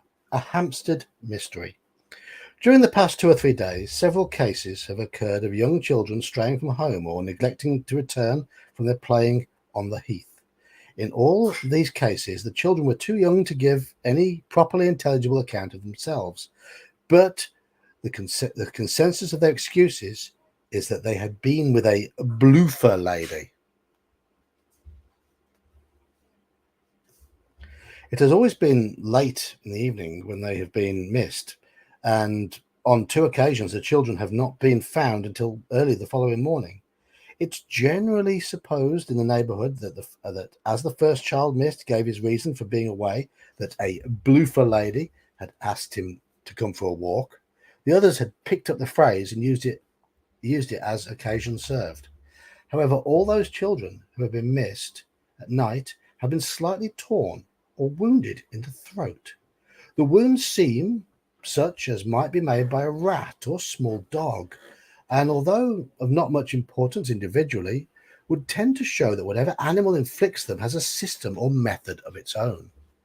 The police of the division have been instructed to keep a sharp lookout for straying children, especially the very young, in and around Hampstead Heath, and for any stray dog which may be about. The plot thickens.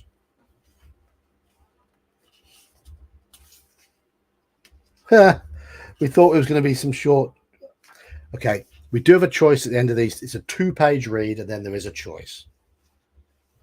Dr. Seward's diary, kept in phonograph, 26th of September. Truly, there is no such thing as finality. Not a week since I said fini, and yet again, I'm starting fresh again. Yet here I am, starting fresh again, or rather, going on with the record. 4 days after the funeral of Lucy Westenra, on the evening of 26th of September, Professor Van Helsing bounds into your study at Carfax Asylum, having spent the previous day and night in Exeter, and thrusts last night's Westminster Gazette in front of your nose. What do you think of that? He asks, pointing out a piece about children being lured away at Hampstead. You don't think much of it as you read over the story until you reach the passage where it describes the wounds found on the children's throats. The wounds they describe are like those on Lucy's neck. And what do you make of that? I do not know what to make of it, you protest wearily, only that I suppose whatever injured her must have injured these children too. Do you mean to tell me, John, that you have no suspicions as to what poor Lucy died of, not after all the evidence you have seen with your own eyes? Of nervous prostration following a great loss of blood. And how was that blood lost? You can only shake your head in reply. You are a clever man, John, Van Helsing says, sitting down beside you, but you are too prejudiced. Do not let your eyes see nor your ears hear, and you pay no heed to that which is outside your personal experience. Do you not think that there are things which you cannot understand, and yet which are that some people can see things? Try that again.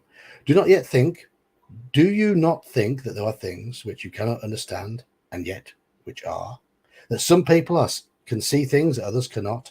Science cannot explain everything. Do you not know that there are bats in the pampas of South America that come out at night, that open the veins of cattle and horses and suck them dry of their blood? Or that in some islands of the western seas there are bats as big as foxes that hang from the branches of trees all day, only to descend on sailors sleeping on deck because it is so hot, who are then found to be dead in the morning? Good God, Professor, you cry. Do you mean to tell me that Lucy was bitten by such a bat, and that such a thing is here in London in the 19th century? Professor, let me be your student again, so that I may apply your knowledge as you go on. I feel like a novice lumbering through a bog in the mist. Then you must believe. Believe what? Believe in things that you cannot. Do not let some previous conviction blind you to the truth. You mean you want me to keep an open mind? Ah, you remain my favourite pupil. Do you not think those holes in the children's throats were made by the same creature that made the holes in Miss Lucy? I suppose so, you reply. Then you are wrong. Oh, that it were so. But alas, no. It is something far, far worse. They were made by Miss Lucy.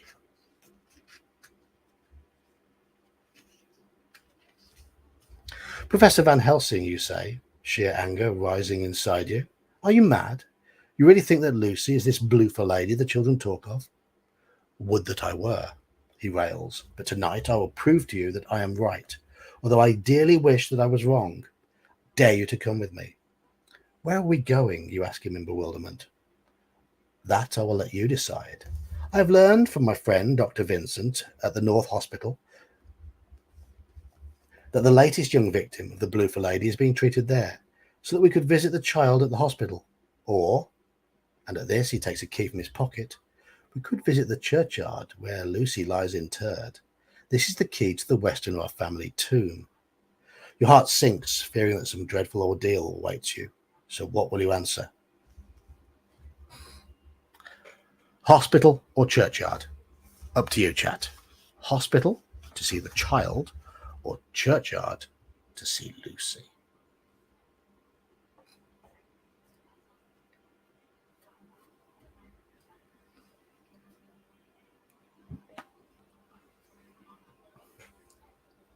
Straw Piglet says tomb. Straw Piglet is brave.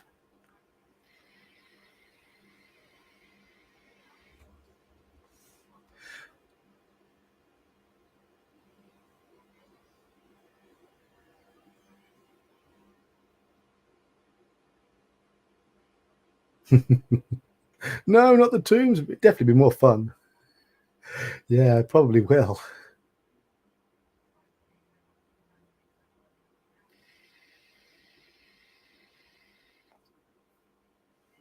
So everybody wants to go and see Lucy. Okie dokie. Didn't think of the poor child. No, no, no. We go to the tomb to see Lucy.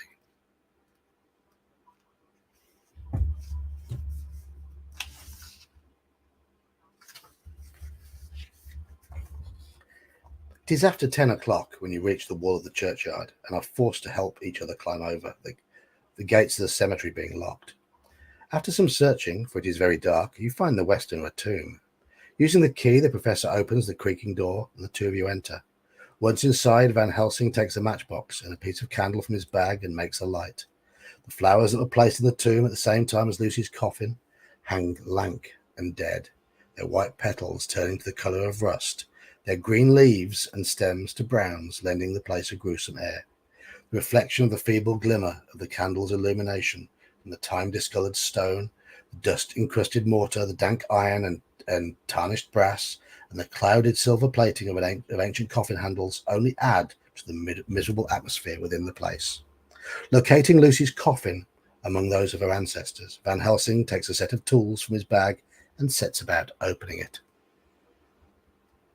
When he is done, your heart thudding in your chest, you help him lift off the lid, dreading what you might find. Are you satisfied now, my friend? He asks, as you stare in shock at the empty coffin. Lucy's body's not in there, you exclaim in horror. Add 2 points to your terror score. And how do you account for that? Perhaps a body snatcher, you suggest. Some of the Undertaker's people may have stolen it. But even as you say the words, you feel that such a suggestion is mere folly. If you must have more proof, come with me. Arming yourself with a crowbar from the professor's bag of tools, you leave the tomb again, much to your great relief. Locking the door once more, Van Helsing says, we must keep watch. You on one side of the churchyard and I on the other. Where would you prefer to perform your sentry duty? How will you answer? Shall we guard the western side of the churchyard in the shelter of the yew trees, or the eastern side of the churchyard by the boundary wall? West or east?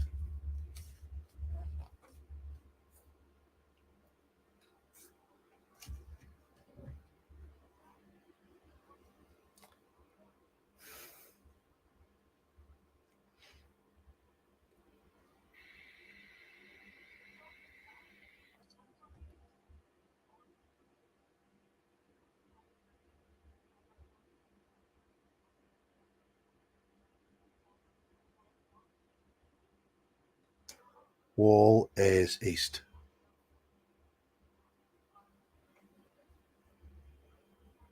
worse than that. She's undead, Jim.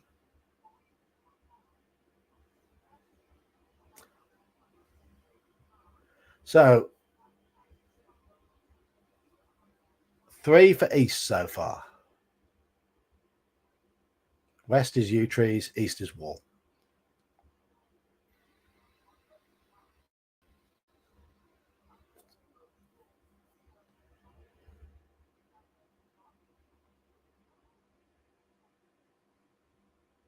So we have 1 vote for west, 3 for east. Any more votes from the 13 people we have? 9 are clearly lurking or just chatting and ignoring me.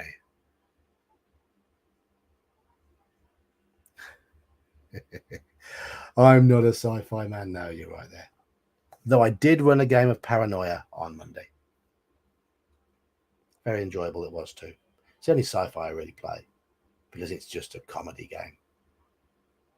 It all ended with a big explosion. And everybody died, which is how it should be. But the troubleshooters weren't properly dead. They just failed. They each lost 2 clones in the session. But it was all the NPCs that died. And the thing they were guarding blew up and everything. Yeah. So we're leaning east at the moment. 2 votes for west, 4 for east.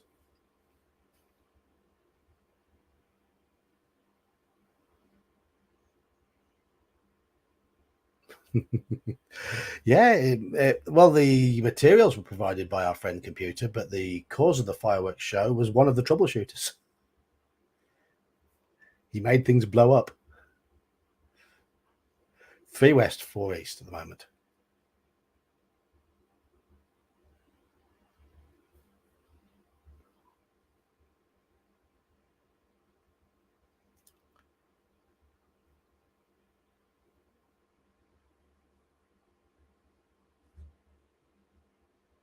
John's voted west twice.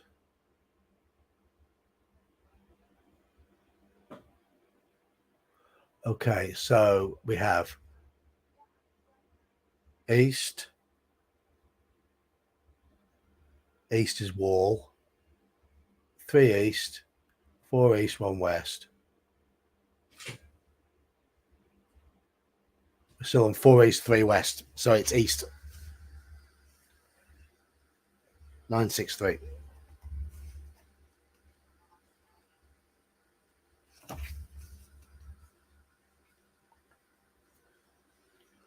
Right, this will be the last one I read on this stream. We are at 10 to midnight, and I do have work tomorrow. So settle back and enjoy the last passage of the night. You take your place on the far side of the churchyard, sheltered by the boundary wall, and you see the dark figure of Van Helsing heading westwards until the intervening headstones and yew trees hide him from your sight. It is a lonely vigil. You hear a distant clock strike 12, and then 1 and 2. You are chilled and unnerved, angry with the professor for taking you on such a nocturnal errand, and with yourself for agreeing to go with him. Hearing the disturbance of the loose earth atop a recently filled-in grave, you turn to see a child almost at your shoulder. Oh, you gasp. You made me start. What are you doing out here by yourself in the middle of the night? We've been playing. Who has? You ask, confused. The child, a boy, cannot be more than 6 years old. Me and the Bloofer lady. Your blood runs cold at the mention of that name. As the child takes another step towards you, by the light of the moon, you see that its face and hands are deathly pale, while the whites of its eyes are deep crimson. Add 1 to your terror score. Will you play with me? The child says, smiling, exposing the sharp points of its elongated milk teeth, and your hand tightens on the crowbar. Okay, this is your last choice of the night, and this is, do we use the pen is mightier here or not? Pen is mightier, yes or no? We have 1 use expired. We have 2 uses left as Dr. John Seward. So chat, your last choice tonight is, do we use the pen is mightier here or do we not? And I will note down the number it takes us to, and that's where we'll start next time. No, yes, no. Beat up the vampire child. But it's pen is mightier or no pen is mightier. 3 no, 1 yes so far.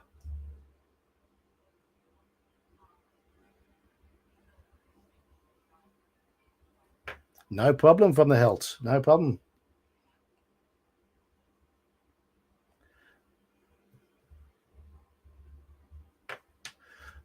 So have you got a channel from the hilt? If you have, then feel free to shill it in the chat. No pen. Okay, we're on 4 no pens. 1 yes, use the pen. It is indeed a hard choice. So yes, if anybody in chat has got a channel, shill it. Shill away. Elfbait's been in. He's got a channel. Crafting Gamer's been in. He's got a channel. And as if by magic, Elfbait arrives. So from the hilt, if you've got a channel, shill it.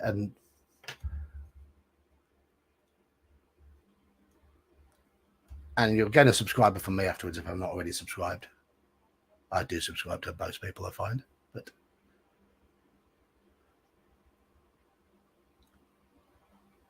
okay, no problem. No problem. So you run a show at the same time as Legion of Myth do?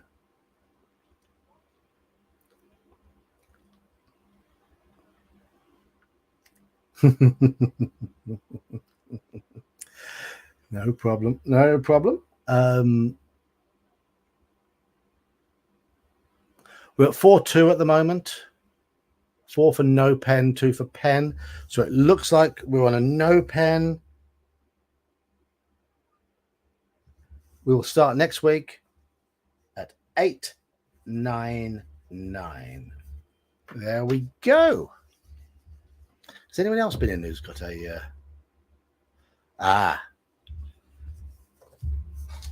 So how long do you typically stream for? I try not to clash with other people I know who are streaming. I can't say everybody else does exactly the same thing, but I try and avoid clashes.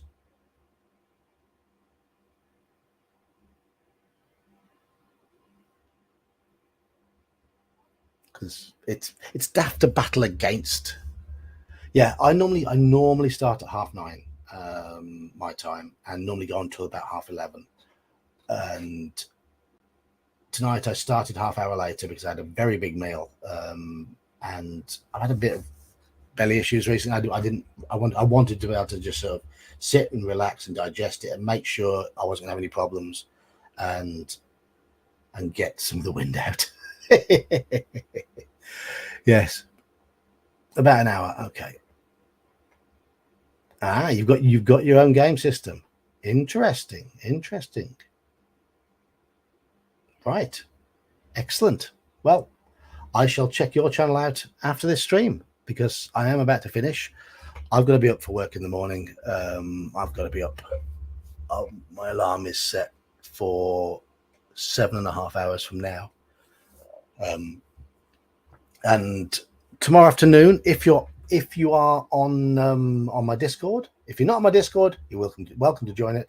If you're on my Discord, we're playing OSE, and it's Gene who is running the afternoon set, the early session, and then I'm running a MERP game in the evening. So I'll be running Middle Earth role playing in the evening. So busy day tomorrow, and hope you've had a decent night tonight. It's been a bit linear, the book. It's still well written. I do wish the chapters are a little bit smaller with a few more choices, but obviously it's trying to follow an established narrative. So, right, I'm going to sign off here. Oh, yeah, I know DK has been making noises about running a game as well. It's totally up to you. Whoever wants to run it. I'm easy. I'll take my character with me. If I remember. I'm crap on a Saturday morning, but I'll be online tomorrow anyway. So Cheers all. Thanks for taking part. Hope you've all enjoyed it. I'm going to end it now, and I shall see you all in the Discord tomorrow or on the stream next Wednesday. Night all.